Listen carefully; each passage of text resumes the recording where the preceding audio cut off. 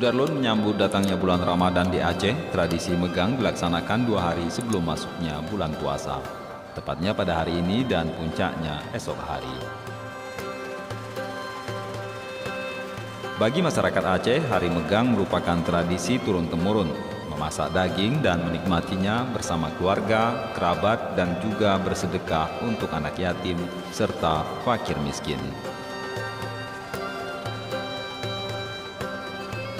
Salah satu keramaian pedagang dan pembeli terlihat di Pasar Penayung, Banda Aceh, Sabtu 4 Mei 2019.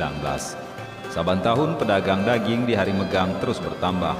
Ini juga terbukti dari antusias warga yang di hari pertama megang, pedagang menjual daging sapi dan kerbau seharga Rp150.000 per kilogram.